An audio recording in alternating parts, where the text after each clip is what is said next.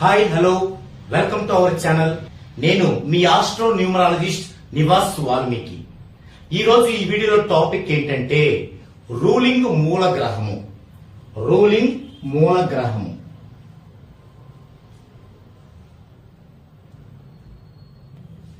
దీన్ని ruling planet అంటారు.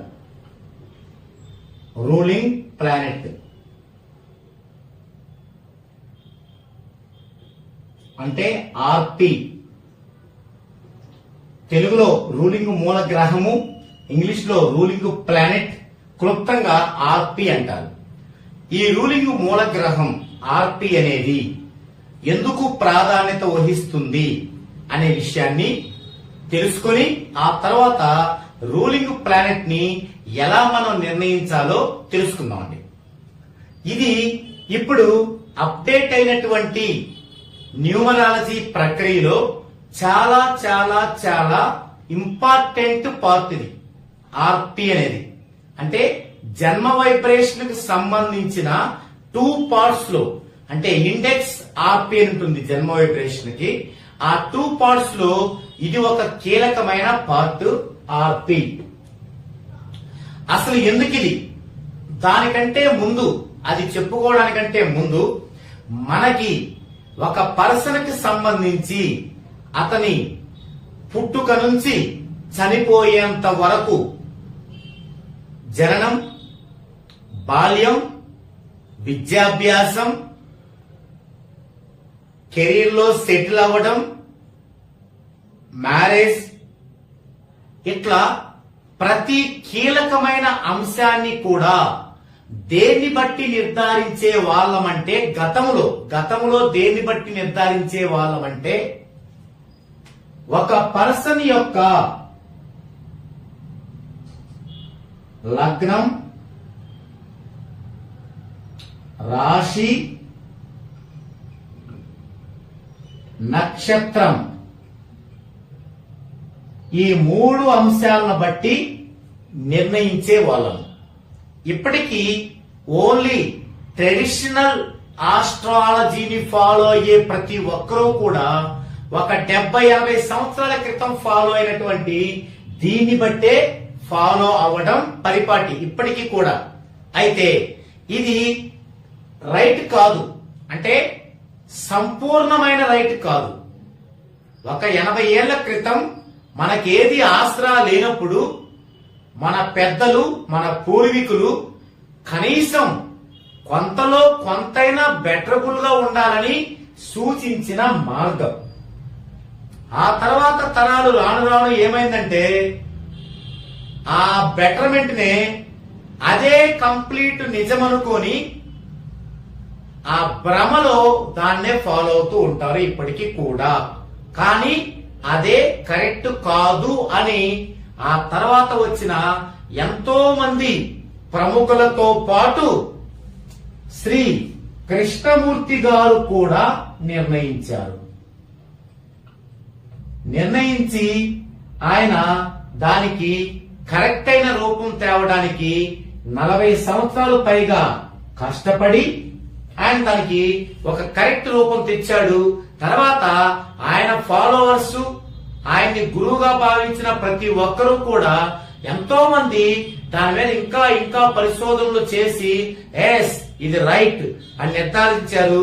వారిలో ఒక ప్రముఖులే శ్రీ శివల సుబ్రహ్మణ్యం గారు. ఇంతమంది ప్రముఖులు నిర్ణయించిన అంశం ఏంటి అనేది మనం ఇప్పుడు డిస్కషన్ చేసుకుంటే కానీ రూలింగ్ మూల గ్రహంలోకి వెళ్ళడం అనేది మనకి ఒక రీజనబుల్ గా ఉంటుంది. అయితే ఇక్కడ ఒక రాశి చక్రములో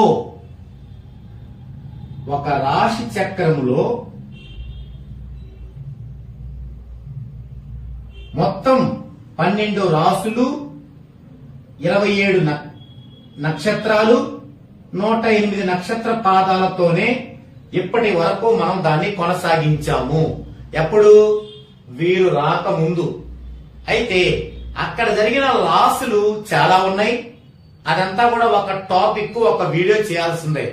అయితే ఆ లాసులు ఎందుకు వచ్చినాయి అన్నదానికి ఊరికి 2 వాక్యాలతో ఇక్కడ కంప్లీట్ చేస్తాను. దాన్ని ఒక అరగంట వీడియో తర్వాత చెప్తాను. మన సాంప్రదాయ జ్యోతిష్యము ఏంటంటే ఇది ఒక 80-100 సంవత్సరాల క్రితం గాని అదే మాత్రమే ఫాలో అయ్యే కొంతమంది ఇప్పుడు గాని మన సాంప్రదాయ జ్యోతిష్యం ఏంటంటే ఒక బేబీ జన్మించినప్పుడు ఆ బేబీ యొక్క రాశి చక్రములోని లగ్నం అనే గ్రహము ఏ రాశి ఏ నక్షత్రం ఏ నక్షత్ర పాదంలో ఉందో తెలుసుకొని ఈ నక్షత్ర పాదంలో ఉంది కాబట్టి వీరి బాల్యం ఇలా ఉంటుంది, వీరి విద్యాభ్యాసం ఇలా ఉంటుంది, వీరి యొక్క కెరీర్ ఇలా ఉంటుంది, తర్వాత వీరి యొక్క మ్యారేజ్ ఇలా జరుగుతుంది, ఇలా నిర్ణయించడం జరిగేదన్నమాట. ఇప్పుడు కాదు, ఒక 80 ఏళ్ల క్రితం. కానీ ఇప్పటికీ దాన్నే ఫాలో అయ్యే వల్ల మనం ఏం చేయలేం. అయితే ఇక్కడ వచ్చిన నష్టం ఏంటంటే ఒక గ్రహము ఒక రాశిలో మెల్లగా ఇలా వెళ్ళడానికి 30 డిగ్రీస్ టైం పడుతుంది. అంటే సుమారు 2 గంటలు టైం పడుతుంది. అలాగే ఒక నక్షత్రంలో వెళ్ళడానికి సుమారుగా 45 నిమిషాలు పడుతుంది. అలాగే ఒక నక్షత్ర పాదంలో వెళ్ళడానికి సుమారుగా 6 నిమిషాలు పడుతుంది. మరి ఈ 6 నిమిషాలు మెల్లగా ఇలా కదిలే లోపు ఈ ప్రపంచంలో కొన్ని వేల లక్షల మంది పుడతారు. మరి ఆ కొన్ని వేల లక్షల మందికి ఆ నక్షత్ర పాదం ప్రకారం ఇలాగే ఉంటుంది, ఇలాగే ఉండాలి. ఎందుకుంటుంది? చాలా క్లియర్ కట్ అది ఉండదని లేదు కూడా. ఇప్పుడు వీరు ప్రవేశించాక దాని విభజన ఎంతవరకు వెళ్ళింది అంటే 2 సెకండ్ల వరకు వెళ్ళింది. ఎలా వెళ్ళింది ఒక వీడియోలో చూద్దామండి. 2 సెకండ్ల వరకు వెళ్ళింది. అంటే ఇప్పుడేంటి, ఒక లగ్నం అనే గ్రహము ఒక రాశిలో ఒక నక్షత్రంలో ఒక నక్షత్ర పాదములో ఒక కక్షలో ఒక ఉపకక్షలో ఒక సూక్ష్మ కక్షలో 2 సెకండ్లే ప్రయాణిస్తుంది. ఈ 2 సెకండ్ లోపు ప్రపంచంలో ఎంతమంది పుడతారు? 2 సెకండ్ లోపు వేళ్ల మీద లెక్కేసేందరికి పుడతారు.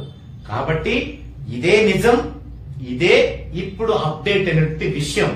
ఇది 80-90 సంవత్సరాల క్రితం ఫాలో అయ్యే ఇప్పటి జనం కూడా వారు అదే ఫాలో అవుతారంటే అది వాళ్ళ ఇష్టం, కానీ రైట్ కాదు, ఇది రైట్. అయితే ఇప్పుడు ఇక ఒక బేబీ జన్మించగానే ఆ లగ్నం రాశి నక్షత్రం చూసి చెప్పే పద్ధతికి స్వస్తి చెప్పాం ఎప్పుడో. చెప్పి ఇప్పుడేంటి అంటే ఒక బేబీ ఒక ప్లేస్ లో జన్మించగానే ఆ ప్లేస్ లో ఈ భూమి మీద ఏ ప్లేస్ లో మనం నిల్చున్నా, అక్కడ జన్మించినా లేదా నిల్చున్నా, ఆ పాయింట్ తీసుకున్నా కొన్ని వేల లక్షల గ్రహాలు చుట్టూ పరిభ్రమిస్తుంటాయి. ఇందులో ఒక ప్రత్యేకమైన పాయింట్ తీసుకుంటే దానికి దగ్గరగా క్లోజ్ గా ఒక 7 గ్రహాలు సరౌండింగ్ ఉంటాయి. ఆ 7 గ్రహాలనే ఆ ప్లేస్ యొక్క ఆ పాయింట్ యొక్క లేదా పుట్టిన బేబీ యొక్క మూల గ్రహాలు అంటారు. మూల గ్రహాలు. ఇప్పుడు ఇక్కడ ఒక పర్సన్ తీసుకుంటే ఈ భూమి మీద ఆ పర్సన్ చుట్టూ కొన్ని వేల లక్షల గ్రహాలు ఉంటాయి. అది పర్సన్ కావచ్చు, బిందువు కావచ్చు, ఒక ప్లేస్ కావచ్చు. మరి ఇప్పుడు అక్కడ ఒక ఆ పర్టికులర్ పాయింట్ లో ఒక బేబీ జన్మిస్తే లేదా ఒక పాయింట్ తీసుకుంటే అన్ని వేల లక్షల గ్రహాలలో ఆ పర్టికులర్ పాయింట్ దగ్గర బాగా క్లోజ్ గా 7 గ్రహాలు ఉంటాయి. 7 గ్రహాలు. ఈ 7 గ్రహాలనే ఆ పర్టికులర్ పాయింట్ యొక్క లేదా ఆ పర్టికులర్ ప్లేస్ యొక్క లేదా ఆ పర్టికులర్ బేబీ యొక్క రూలింగ్ గ్రహాలు అంటారు. రూలింగ్ గ్రహాలు. ఇక్కడికి వచ్చాం మనం. ఏది 80-90 ఏళ్ల క్రితం బేబీ పుడితే చిన్న పంచాంగం బుక్ తీసుకొని రాశి ఏంటి, నక్షత్రం ఏంటి, నక్షత్ర పాదం ఏంటి, ఆ నక్షత్ర పాదం ప్రకారం ఏ అక్షంత పెట్టాలి, ఈ స్థాయి నుంచి మనం బేబీ పుట్టాక బేబీ చుట్టూ క్లోజ్ గా ఉండే 7 గ్రహాలు ఏంటి అని మనం కనుక్కొని ఆ రూలింగ్ గ్రహాలను చూసి మనం నోట్ చేసుకునే పరిస్థితికి అప్డేట్ అయ్యాం. ఎప్పటికీ అప్డేట్ అయితేనే దీనికి అర్హులు. లేదంటే మనం మంత్రాలకి చింతకాయలు రాలినట్టు ఏవేవో కబుర్లు చెప్పుకుంటూ టైం పాస్ చేసుకోవడానికే పనికి వస్తుంది. ఓకే, ఇది రూలింగ్ గ్రహాలంటే. మరి ఈ రూలింగ్ గ్రహాలు ఏమేంటివి అంటే ఆ బిందువు యొక్క లేదా పర్సన్ యొక్క ఏ బిందువుకైనా ఈ భూమి మీద ఒక పర్టికులర్ బిందువుకి లేదా పర్టికులర్ పర్సన్ కి బేబీకి ఏముంటాయంటే ఒక లగ్నం ఉంటది, ఒక రాశి ఉంటది, ఒక డే ఉంటది. లగ్నం ఉంటదంటే ఏంది? లగ్నం యొక్క sub lord, star lord, sign lord ఈ 4 ఉంటాయి. ఈ 4గిటిని రూలింగ్ గ్రహాలు అంటారు. మరి రాశి యొక్క స్టార్ లార్డ్, సైన్ లార్డ్ ఈ 2 ఉంటాయి. దీని రూలింగ్ గ్రహాలు అంటారు. మరి డే అంటే ఏ బిందువు అయినా ఎవరు పుట్టినా ఒక ప్లేస్ ఏది తీసుకున్నా ఏదో ఒక వారం ఉంటది కదా, 7 వారాల్లో ఏదో ఒక వారం ఉంటది. సో దాన్ని డే అంటారు. సో ఇక్కడ డే లార్డ్ ఇదొకటి. 1 2 3 4 5 6 7 ఈ 7 ని మనం ఆ పర్టికులర్ బిందువు యొక్క లేదా పర్టికులర్ పుట్టిన బేబీ యొక్క రూలింగ్ గ్రహాలు అంటారు. ఏంటి రూలింగ్ గ్రహాలు? ఆ బేబీ యొక్క పుట్టిన బేబీ యొక్క లగ్నం యొక్క సబ్ లార్డ్, స్టార్ లార్డ్, రాశి లార్డ్. తర్వాత రాశి యొక్క స్టార్ లార్డ్, సైన్ లార్డ్. తర్వాత డే యొక్క డే లార్డ్. మొత్తం 7. వీటిని దేని బట్టి మనం డిసైడ్ చేస్తామంటే ఆ పర్టికులర్ బేబీ పుట్టిన ప్లేస్ యొక్క లాటిట్యూడ్, లాంగిట్యూడ్, అక్షాంశాలు, రేఖాంశాలు వీటిని బట్టి మనం ఆ యొక్క రూలింగ్ గ్రహాలని డిసైడ్ చేస్తాం. ఆ డిసైడ్ చేసిన రూలింగ్ గ్రహాల యొక్క వైబ్రేషన్ ని డీకోడ్ చేసి ఆ 7 గ్రహాల వైబ్రేషన్ ని టోటల్ చేసి సింగిల్ చేస్తే వచ్చే కొత్త వైబ్రేషన్ యొక్క కొత్త గ్రహమే రూలింగ్ గ్రహము, రూలింగ్ మూల గ్రహము, రూలింగ్ ప్లానెట్ ఆర్పి అంటారు. ఇది ఆర్పి అంటే. ఈ ఆర్పి తెలియకుండా ఎవరైనా మీకు నేమ్ కరెక్షన్ చేస్తున్నారంటే అది రాంగ్. ఈ రూలింగ్ మూల గ్రహం ఆర్పి తెలియకుండా ఎవరైనా మీ పుట్టిన పిల్లలకి నేమ్ పెడుతున్నారంటే అది రాంగ్. అలాగే ఎవరి పేరుని నేమ్ చేంజ్ ఇస్తున్నారన్నా అది రాంగ్. అలాగే మీకు బిజినెస్ నేమ్ ఇస్తున్నారన్నా లేదా మీ యొక్క లైఫ్ పార్ట్నర్ నిర్ణయించాలన్నా మీ యొక్క బిజినెస్ పార్ట్నర్ నిర్ణయించాలన్నా ఏది చేయాలన్నా కూడా ఈ యొక్క రూలింగ్ మూల గ్రహం ఏది తెలియకుండా గనక చేసినట్లయితే ఖచ్చితంగా మీరు తాత్కాలికంగా కొంత ఇంప్రూవ్ అవ్వచ్చు. అది దీని వల్ల కాదు, వాళ్ళు చేసిన దాని వల్ల కాదు, మీ ఫ్యామిలీ మెంబర్స్ లో అతని యొక్క పాజిటివ్ వల్ల. మరి ఉండి పడిపోతాం. అప్పుడు మనం వింటాం, నేను ఒక రింగ్ పెట్టుకున్నానండి, చాలా డెవలప్ వచ్చింది, ఏమైందో తెలియదు, ఉన్నట్టుండి డెవలప్ అయ్యా అంటారు. మీకు డెవలప్ వచ్చింది రింగు పెట్టుకున్నందుకు కాదు, మీ ఫ్యామిలీ మెంబర్స్ లో ఎవరో ఒకరి పాజిటివ్ వల్ల వచ్చింది. మరి ఎందుకు పడిపోయారు? మరి మీ యొక్క ఆర్పి తెలియకుండానే మీరు ఇది చేసుకున్నారు కాబట్టి, మీ యొక్క రూలింగ్ మూల గ్రహం తెలియకుండానే మీరు ఇవన్నీ చేసుకున్నారు కాబట్టి డౌన్ ఫాల్ అయ్యారు. ఓకే, సో ఇక్కడ రూలింగ్ మూల గ్రహం అనేది ప్రతి వ్యక్తికి కూడా లైఫ్ లో చాలా ప్రధానమైనది. ఇదంతా ఒక విషయం అయితే మరి ఇంకో విషయం ఉంది. అదేంటి?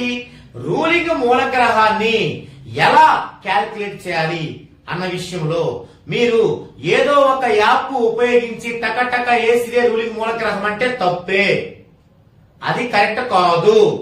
కేవలం కృష్ణమూర్తి ఆయనాంశ న్యూ అనే ఆయనాంశను ఉపయోగించి వచ్చిన సాఫ్ట్వేర్ లోని గ్రహాలను మాత్రమే తీసుకోవాలి,